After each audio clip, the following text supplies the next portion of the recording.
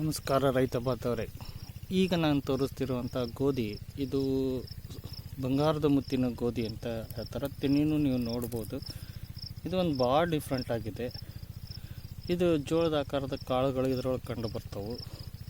So ಇದು ಸಕ್ಕರೆ ಕಾಯಿಲೆ ಅಥವಾ ಹಾರ್ಟ್ ಪೇಷಂಟ್ಸ್ ಇಂಥವ್ರಿಗೆ ಮಾತ್ರ ಇದು ಒಂದು ಒಳ್ಳೆಯ ಔಷಧಿ ಗುಣ ಹೊಂದಿದಂಥ ಒಂದು ಬೆಳೆಯಾಗಿದೆ. ಇದು ಭಾರತದ ಕೇವಲ ಪಂಜಾಬ್ನಲ್ಲಿ ಮಾತ್ರ ಬೆಳೀತಾರೆ. ಸುಮಾರು 4 ವರ್ಷದ ಹಿಂದಿನ ತಳಿಯಾಗಿದ್ದು, ಈ ತಳಿ ಏನೈತಿ ಈಗಾಗಲೇ ಕೇವಲ ಕೆಲವು ರೈತರು ಇದನ್ನು ಬೆಳೀತಾ ಇದ್ದು, ಈ ಬೆಳೆಯನ್ನು ನಮ್ಮ ನರಗುಂದ ಭಾಗ ಶಿರೋಳ ಗ್ರಾಮದಲ್ಲಿ ಪ್ರಯೋಗಿಸಿದ್ದು ಉತ್ತಮ ಒಂದು ಫಸಲು ಬಂದಿದೆ.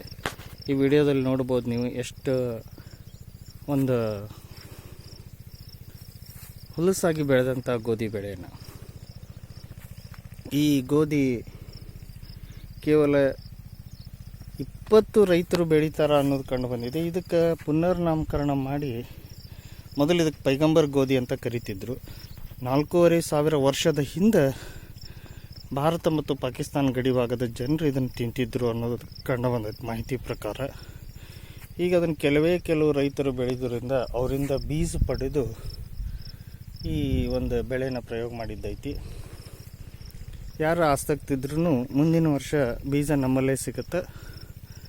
ಫಸ್ಟ್ ತಮ್ಗೆ ಆರೋಗ್ಯಕ್ಕಾಗಿ ಬೆಳ್ಕೊಂಡು ಮಿಕ್ಕಿದ್ದಿನ ಮುಂದೆ ಮಾರ್ಕೆಟಿಂಗ್ ನಾವು ಪ್ರಾರಂಭ ಮಾಡುವಂಥ ಒಂದು ವಿಚಾರದೊಳಗೂ ಅದೀವಿ.